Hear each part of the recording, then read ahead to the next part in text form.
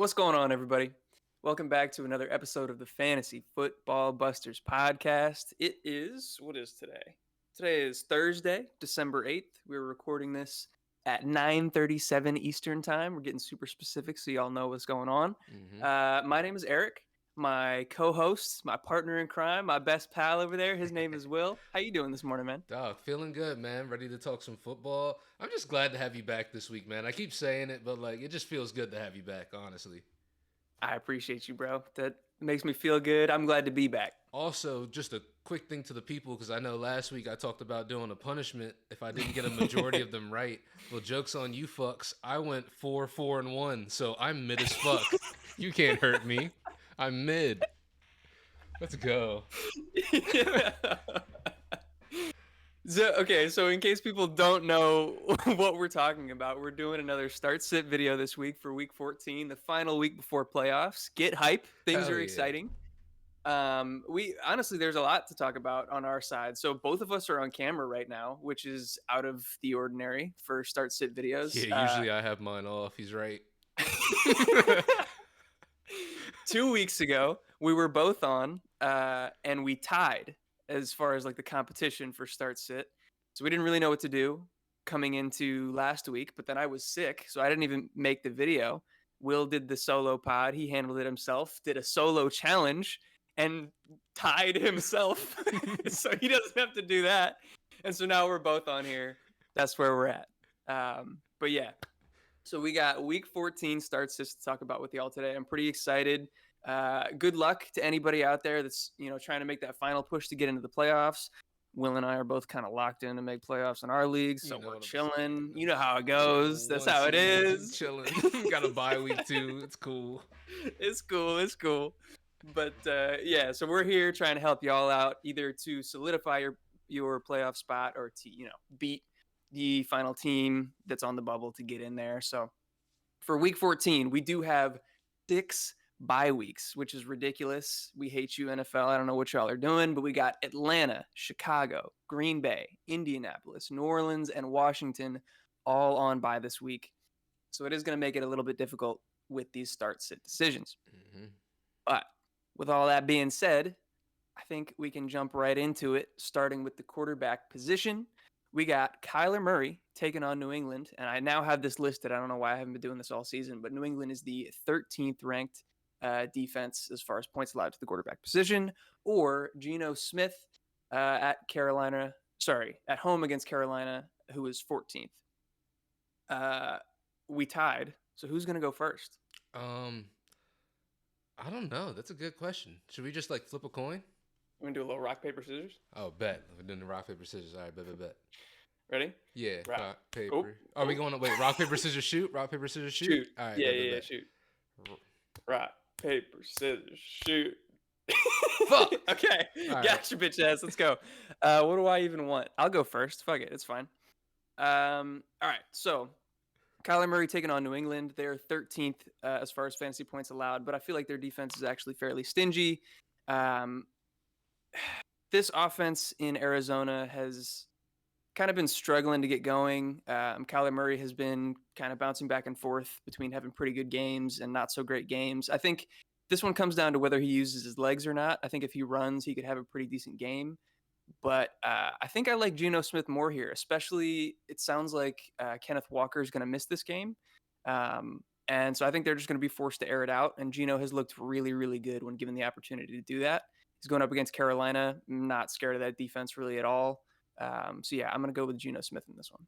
Nah, I 100% agree with you there. And it's funny because, like I said a couple weeks ago, if you had asked me this last year, I'd have said, yeah, you're crazy if you think I'm taking Geno Smith. But yeah, he wasn't a starter. He shouldn't be starting a year ago. That'd be wild. Well, I mean, even the games where he was playing for Russ last year, because Russ was gone for a while too. Oh, true. But I'm going with Geno Smith. I don't think they're gonna have Kenneth Walker. They can't really lean on the run game as much. I know. I'm not sure what's going on with DJ Dallas as of right now in terms of his. It sounds like he's gonna play, but I mean, it's not like he's good. Travis Homer is also questionable, I think, but passing down back, like, yeah, they can't lean on the run, like you said. Yeah, and when they can't lean on the run like they couldn't last week when Kenneth Walker was out, they leaned on the pass heavily, and Tyler Lockett and DK Metcalf both ate heavily, and even Noah Fant got some. So yeah, I'm going with Geno Smith as well. I think he's just going to be able to get the ball out there more and more effectively than Yeah. Kyler has this year so far as well. Yep. I like it a lot. We'll get into our second matchup here with Tua Tagovailoa, who is currently questionable. I'm pretty sure he's going to play, but he is dealing with a little bit of an ankle injury. He's on the road against the Chargers, who are 22nd ranked against the quarterback, or Dak Prescott going up against Houston, who is somehow second ranked against quarterbacks. You know why Houston's second ranked against quarterbacks? I, I do. Because nobody has to fucking throw the ball against them. They can run the ball every single play and still win the Because game. they're last ranked against running backs. Yeah. Yeah. So Yeah. I think with that being said, I'm gonna go with the one that I feel is like just gonna be more of a competitive matchup in the Dolphins versus the Chargers. So I'm gonna go Tua here. I think he's gonna have to throw the ball a little bit more. I like Tua up against that Chargers pass defense has been a little bit soft as of this year, and I just like I said with Dak Prescott, I don't think in the second half he's gonna be even throwing the ball anymore. So it's like he's going to have to do a lot of his damage either early on or even last week when they put up 54 points. Dak didn't really do a whole lot of that work. So I'm going to Yeah. have to go with Tua on this one. Yeah, I think I'm going to agree with you. Both of these quarterbacks have been not so great these past 2 weeks. Their teams have been good, Mm-hmm. but Tua and Dak both have been hovering right around 15 fantasy points for the past 2 weeks, I believe. Um, Tua with the ankle, I guess, makes me a little bit more nervous to side with him. But shout out to the fantasy footballers. They had this stat on, and so I wanted to use it as well, just because I thought it was really funny and interesting. Just listing legit like the quarterback finishes in 4 point per passing touchdown leagues, starting from this past week all the way back. We have 6 points, 14 points, 7 points, 18, 20, 1, 13, 12, 21, 7, 12, and 16. So only twice this entire season have quarterbacks gone over 20 points against Houston, and it was just barely. What? Yeah. They've That's been so bad against the run. They're not allowed. They're second best in the NFL as far as quarterback points allowed. because Insane no to one's me. throwing the ball. They could if they wanted to. That's the thing, is they should also be last in quarterback points allowed because they're that bad as a secondary. They just nobody needs to pass against them. Yeah, that's insane. That's a crazy stat. Yeah. Yeah. Fucking insane. Insane stat. So we're in lockstep there. We got Geno and Tua as good starts going into this week. We'll move on to the running back position. And this one, I got two sets of teammates on here. This is going to be annoying, but it's definitely something. Like, I'm deciding between a couple of these guys in my lineups. I know people are going to be deciding between them, or at least considering, one of the two guys in the situation. So I just want to break it down. We have Leonard Fournette taking on the number one ranked San Francisco 49ers and their run defense, or Rachaad White, same team, same matchup against San Francisco. So this is the one that I'm deciding between. I have Leonard Fournette and Rachaad White on my team. Last week, Rachaad White technically got the start. Leonard Fournette got more of the snaps and more of the touches. They split receiving work exactly evenly. They both had 6 receptions. But Rachaad White got that game-winning touchdown the last play of the game off of a reception. So he ended up with a slightly better day. I want to say he was like 13 or 14 points, and Fournette was around 11.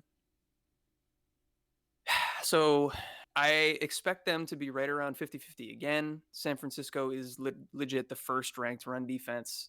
They've struggled to run the ball all year. So I think either way, both of these guys, if they're going to score, it's going to be probably through the passing game. I think I'm going to lean Fournette. Like he had slightly more opportunities last game and just more snaps.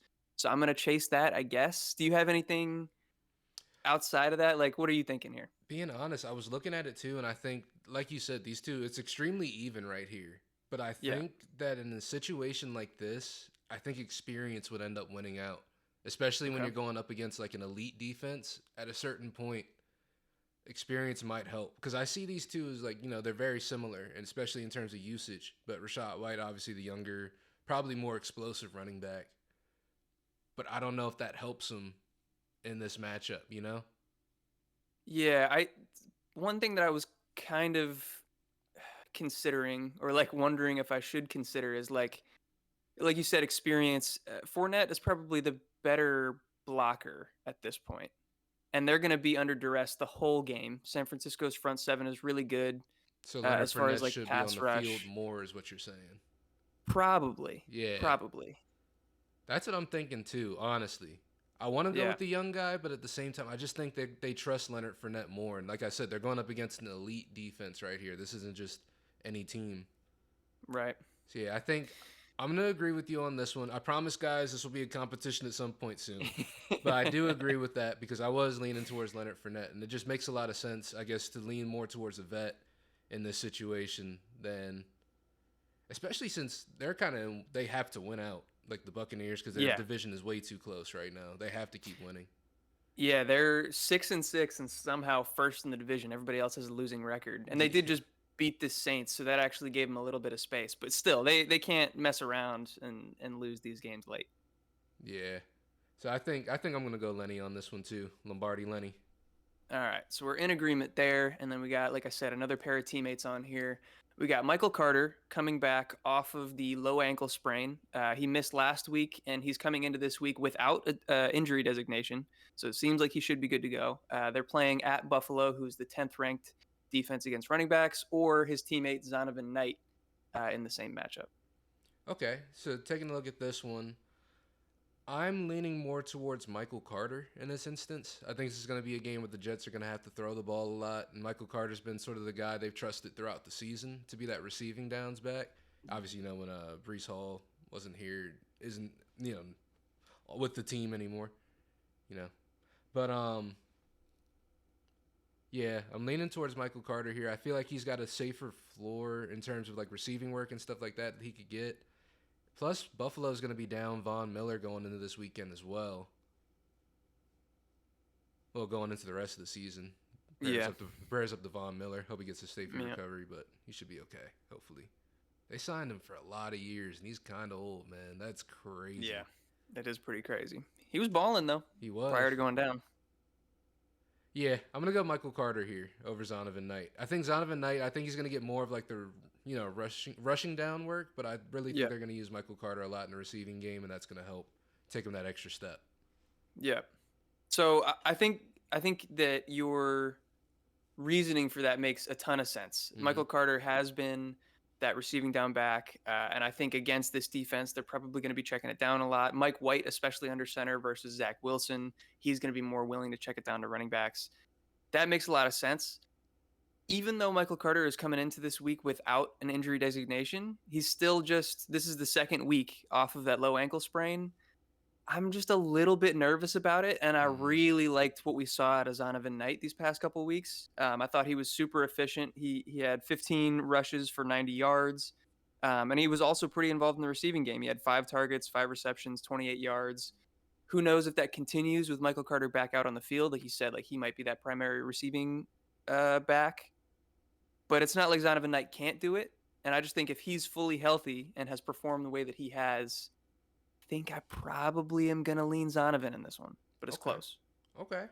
Cool, cool, cool. So we got our first disagreement here, folks. Told you it was coming soon. Yeah, so both of those are super tight. Wouldn't blame you either way, but I thought that that was probably worth getting into for people that might have both or have one and are just trying to decide between that and another matchup. Absolutely. We'll move on to our wide receivers here. This is another one that I'm deciding between actually. Mike Evans in that San Francisco matchup. They're actually 23rd against wide receivers, so not that great. Their defense as a whole is pretty good, but I guess as far as fantasy points allowed to wide receivers, they're not that stingy. Or Marquise Hollywood Brown going up against the New England Patriots, who are ninth in fantasy points allowed to receivers. So this one goes back to me. I should have deferred off the top so that you could help me with these decisions instead of me having to make them for myself. Um, I can go first if you want. all right, fuck it, yeah, Okay. let's hear it. So taking a look at these two, I just off the eye test alone, before I even get into any of the stats, I really do like Marquise Brown as a start for the rest of the season. Just because of the way that the last game they said, oh yeah, we're gonna ramp him up a little bit. We're gonna take our time, ease him in. Nah, Yeah. most targeted on the team, most heavily involved. I think Marquise Brown is in for a good rest of the season. Honestly, I think he's gonna be that guy to carry you. Mike Evans, the only issue is you need him to start scoring again because he hasn't Yep. scored in a while, and that's why his points haven't been Since there. since week 4, he hasn't Yeah, scored a touchdown. and like that's where he scores a majority of his fantasy points is off of that. Yeah. So the question I have here now, right? Do you think Mike Evans is touchdown dependent? Yes. Yeah, like he is touchdown I, dependent, right? so at this point right now, I would say yes. There have Okay. been times throughout the season where his volume has been enough to carry him to, you know, fantasy like viable weeks. But I think Chris Godwin being as good as he's been and him being that and high volume guy, and Mike, fully recovered from the ACL now. Yeah, yeah, he's replaced him as far as the volume guy. yeah. And I think in this situation here, Marquise Brown is still, if he isn't the volume guy, he's at least one of the two volume guys on this team. Yeah, Whereas Mike yeah, Evans still is too, but they still throw the ball a lot to running backs. You've got two good receiving running backs going out of the backfield too. So even though Marquise Brown is going up against a better defense, I think he's in a better situation as a wide receiver for fantasy than Mike Evans is right now. yeah. Yeah, I think I'm leaning that way too. It's definitely tight, and we got interesting situations like you said with Mike Evans. You got Chris Godwin as more of the volume guy. Last week we had the running back position soak up 12 targets, so Mm-hmm. that's a huge amount of the passing pie that's going straight to running backs that Mike Evans isn't going to see. Marquise Brown, honestly, not too dissimilar. James Conner's getting a lot of work in the passing game. You got DeAndre Hopkins soaking up a lot of targets. Rondell Moore, I think, is going to be back and healthy this week and playing out of the slot. So there's a lot of target competition on both sides, but yeah, Marquise Brown in his first game back off of injury was the most involved, the most targeted, like you said, over DeAndre Hopkins even. So I like, I think I trust the volume there more. Yeah, And honestly, I don't think that like touchdown upside is that different between these two. I don't think so either. Because even in situations where we've seen, like, obviously D Hop wasn't there, he wasn't back yet. But anytime it was a late game situation, Marquise Brown was the go-to guy in that situation, no matter what. Yeah, So, yeah. So I think we agree here. I think we're gonna go with Marquise Brown. Thank you for helping me make that decision. I hey, always, appreciate you. dog, always. And then you have a player in this one, but it's not really a decision between these two guys. Our second wide receiver matchup is Jerry Jeudy going up against the Kansas City Chiefs, who are pretty bad as far as wide or pretty good, however you want to define it. They're 29th in fantasy points allowed to the wide receiver position, so a good matchup to go up against. Or Amari Cooper at Cincinnati, who are fifth as far as fantasy points allowed. Um, Now that I'm looking at this one's even easier than when I think I originally put it on the list. Amari Cooper has been balling. He specifically, like individually as a player, has looked really, really good. But Cincinnati, the matchup is bad, and we all know he's smiling, he's smirking. The tickler is fucking awful. He's so bad at football. He's just the worst. I think he might be worse than Russell Wilson, um, which is crazy. Which is crazy. But yeah, I'm gonna go Jerry Judy. So there's that. He's dying. Amari Cooper owners want Jacoby Brissett back so bad, Yes, bro. yes. Bring back Brissett. And the Browns didn't even lose last week. Nah, dog. Fuck That's because the their defense put up 31 fantasy points. fuck the tickler, bro. I'm going Jerry Judy. Amari Cooper. It's hard to catch the ball when it's covered in massage oil. So I got to take Jerry Judy. I will say, from an actual like fantasy football perspective, like Eric said, Deshaun Watson did not do shit last week. He didn't do It dick. was so bad. He was so bad. So I need to see if Deshaun Watson can even play football anymore before I'm picking any Browns wide receiver to do shit. Yeah, Or Jacoby Brissett's back there at quarterback. yeah, and we know that's not gonna happen. No. With with the amount of money and effort and just organizational turmoil that the Browns have invested in Deshaun Watson, they're forced to start him, Dog, and he's the Browns and the Broncos went crazy in free agency this year. Jesus. oh man, glad I'm not a fan of those teams. All right, into our flex matchups. We got another pair of teammates here, but this one at different positions. This one's pretty interesting, I think. James Cook going up against the Jets, who are 12th ranked against running backs. I have this listed wrong. I will look this up as I toss it to you. Or Gabe Davis against the Jets, and I need to figure out what they are ranked against wide receivers. Give me a moment. Ooh. Ooh. Ooh. Who's going first But on this one? Did we swap I just think, now? yeah. I think this one's to you. Okay, so I'll go ahead and I'll start. Yeah. So, just taking a look at these two, James Cook has been slowly rising as like the RB1 over there in Buffalo, which I think a lot of us probably thought would have happened. It kind of made sense. But Devin Singletary's he's always been kind of good, but he's never really been the guy over there in Buffalo. So it's never been a cemented role for Devin Singletary over there. And Yeah. James Cook has definitely started to rise up, especially since their bye week has ended and his role has increased. And the thing that I like about James Cook is how involved he was in that last game. He was getting the ball thrown to him a lot. He just got a lot of touches in general, honestly. And with Gabe Davis, we don't know on a week to week how many touches he's really going to get. He's never really been a high volume guy in this offense. He's really Yeah. boom or bust, honestly. But And the Jets are third ranked against the wide receiver position. and like I'm sure he won't see a ton of Sauce Gardner because I'm sure they're going to have him on Diggs a lot of the game. Yeah. But like you said, just that secondary as a whole is really good.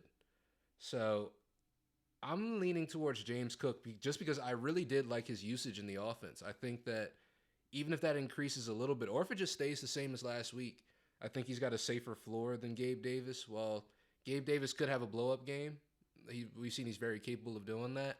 It's not something I'm willing to bet on a week to week. Yeah. Yeah, I think I agree with everything you said. I agree that James Cook is probably the safer option here. He's certainly going to touch the ball more.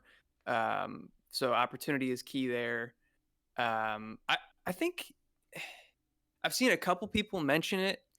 Gabe Davis isn't still listed on the injury report, but I still don't think he's 100% from that ankle injury. I've seen, I've watched some of the games. I've seen some clips of him like hobbling out of routes and stuff like that, or, just kind of half-assing routes. And Mm-hmm. clearly he's like limping through them.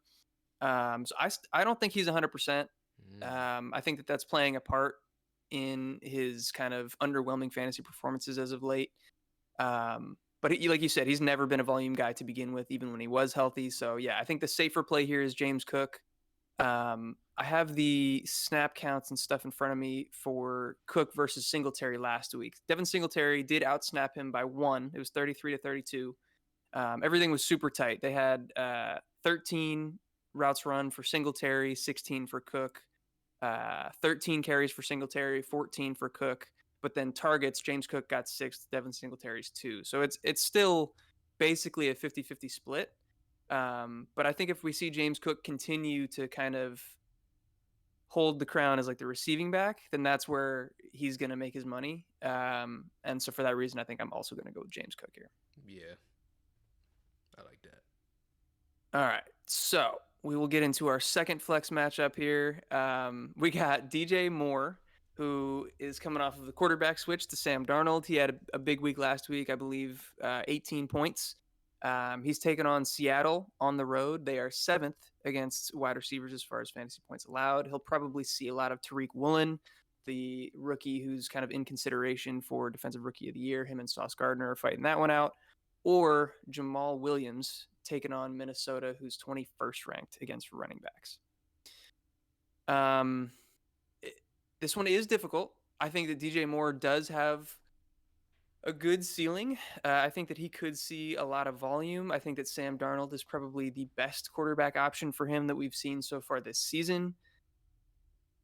But Seattle's pass defense has been good. Like I said, he's probably going to see a lot of shadow coverage from Tariq Woolen. And I just don't know that I can trust Sam Darnold ever, even though we've seen the best results from DJ Moore when he's been his quarterback. Jamal Williams on the other side, DeAndre Swift, like we've been hoping for, we've been praying for. He's finally taken over this backfield again. He's getting over 50% of the snaps. So Jamal Williams has been kind of relegated back down to that change of pace back, but he's still getting a ton of red zone opportunities when they do get there. And I think that this game versus Minnesota could be a pretty high scoring affair. So for that reason, I just think that the touchdown upside for Jamal Williams is a little bit higher, and I'm going to go with him in this matchup. Yeah, I completely 100% agree with that. I think there's no way that this Minnesota Detroit game ends and Jamal Williams doesn't have a touchdown. Honestly, I think it's been the team's prerogative at this point for Jamal Williams to score touchdowns. Doesn't matter how many Yeah. yards he gets, doesn't matter how many touches, but he's going to get a touchdown. Yep. And when it comes to DJ Moore, like you said, I can't trust Sam Darnold, and I think he's going to see a lot of Tariq Woolen, who has been playing out of his mind this year as well. So, yeah, definitely trust Jamal Williams a little bit more, especially with the way they've just been using him this year. Like you said, his red zone usage is through the roof. Yeah, he's leading the league in touchdowns Yeah. at 14, right? Yeah, he's just. It'd be stupid to say he's just a backup running back at this point. Yeah. All right, so we're in agreement once again. See if we can disagree on any of these, although the second one, now that we already talked about the tickler, I don't think we're going to disagree there. We'll see. Tight end matchups. We got Evan Ingram on the road against Tennessee, who is 20th ranked against tight ends, or the riser, the up and comer, Chigo Okonkwo taking on Jacksonville. These teams are playing each other. Who is 21st ranked against tight ends? Gotcha.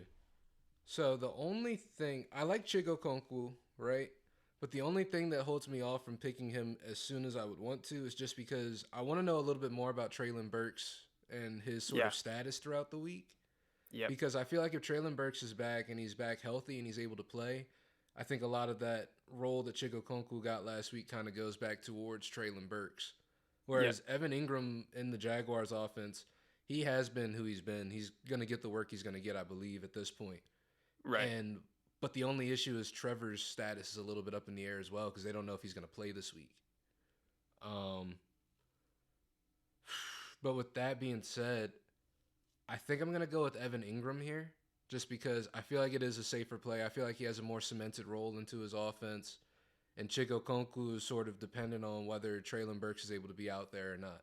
So I very well could be wrong and Chigo Okonkwo is the one to play.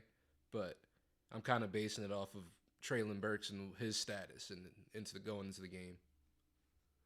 Yeah, I was trying to find. I had seen a tweet. I don't think I'm going to be able to find it, but it was basically saying exactly what you were referencing. That once Treylon Burks left the game, Chigo Okonkwo saw like a drastic increase in his snap share, in his target share, and opportunities going his way. And I think hopefully he's kind of proven to the team that he deserves that anyway, on a team that's, even with Treylon Burks, is kind of devoid of any other receiving talent. Like, you'd think that they could feature both of them. But I don't know that I trust Tennessee to do that. The way that Treylon Burks went down and how scary it looked, I'm just kind of assuming that he's not going to play. He's currently listed as questionable.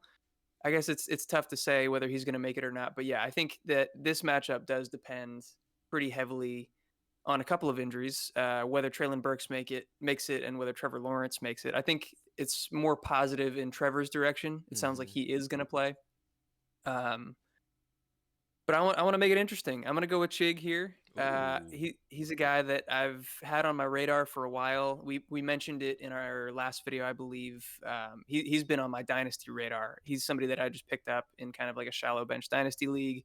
So yeah, I'm excited for him, and I think especially if Treylon Burks doesn't play, this could be a big week for him. Hell yeah, I like that. All right, and then into our last matchup of the day, we have David Njoku, who is currently questionable. I think it's leaning towards the direction of him playing, though. He's taken on Cincinnati, who's 14th ranked against tight ends, or Noah Fant against Carolina, who is 9th ranked. So this one goes to me, yeah? Mm-hmm. So I mostly just want to hear you rant about the tickler again, but David Njoku, clearly super talented. In the opportunities that he's gotten to be the number one, where he's actually been healthy, he's performed in basically every game. Noah Fant, in a similar mold athletically, a guy that we all thought was going to be, just that superior athlete at the tight end position, was going to earn targets that way. Hasn't really shown the ability to do that until recently. And like I mentioned, you started him last week. You got a really good week out of him. I think he went, 4 for 42 and a touchdown or something Mm-hmm. like that. Really good week, like you said. So also in reference to our first matchup, we were talking about Geno Smith. It sounds like Kenneth Walker probably isn't going to play this week, and so if that's the case and they have to air it out, that probably means more opportunities for Noah Fant. And so I think I'm going to lean Fant for this matchup. Yeah, man. I think I had seen a tweet or something like that. It was David Njoku saying, because he didn't play last week, right? He was out. Yeah, He's like, man, right. I wasn't out there for Deshaun's debut. I got to make sure I'm out there next week. I don't know what about that game makes you so geeked up to go out there and play with Deshaun Watson. I don't get it. Know. I don't get it. If Maybe that he was, thought he was the missing piece. bro, if that was me, I'd be pissed because like the team could have paid me some of that money, bro. God damn, it's 50 Facts. million a year for that. But Yeah. yeah, I'm going Noah Fant. Fuck the tickler, bro. Like I said, I need to see that he still knows how to play football because I haven't been Yep. convinced in the preseason. I'm not Yep. convinced now, and he hasn't played in 2 years. So it's like Yep. I can't. I picked him Yeah. last week just because I thought maybe, and that nipped me in the ass. Never doing it again until he shows me he can play football. I'm sorry. Yeah. When the highest paid quarterback in the league goes out and plays worse than Russell Wilson, who's what, the second highest quarterback Yeah. in the second highest paid quarterback in the league, there's a problem. I don't. Is it a problem with the league though, or is it a problem with these teams? What's going on with Both. all It's this? both. It's just a problem all around. So yeah, we're in agreement there. No offense to play. I don't think I want to start any Cleveland Browns. Honestly, like you have to start Nick Chubb, but Mm-hmm. like I'd be a little nervous to do that even with the way that this offense is rolling. They know they don't have to throw the ball. Hey, but start Cleveland's defense though. You guys start Cleveland's defense. Well, Maybe. against Cincinnati though. Yeah, don't start Cleveland's defense. You No. guys. I don't know what you guys should do, bro, but avoid Cleveland right now, unless you got Nick Avoid Chubb. Cleveland. Pretend there's 7 teams on bye. How about that? That'll do it for us. We'll wrap things up there. Thank you for joining us for our Week 14 start sits. Good luck to everybody out there trying to make their final push for the playoffs. We hope the best for you. Or if you're already locked in, congratulations. We'll see you there because me and Will are also locked in, Mm-hmm. getting ready for this playoff stretch. Mm-hmm. Check out our other social medias. We're out there on Twitter. I'm about to post a couple TikTok videos for some kind of like late rising rookie risers or whatever coming into the playoffs, some potential good defenses to pick up and stream during the fantasy playoffs. So all that stuff, pretty important to figure out now. So go check that out on TikTok.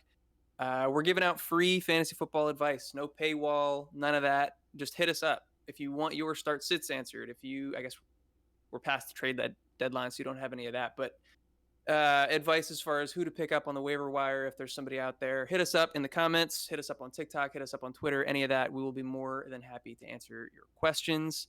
Yeah. Will, you got anything else left to say to the people? Nah, man. I mean, if you guys made it this far in the video, it means you fuck with us. So hit the subscribe button, comment, Hell like, yeah. do all that good shit, man. All that good YouTube stuff to help push us forward in the algorithm. And if you made it this far, like we say always, we love you. Thank you so much for watching, and we'll see you next time. Peace. Peace.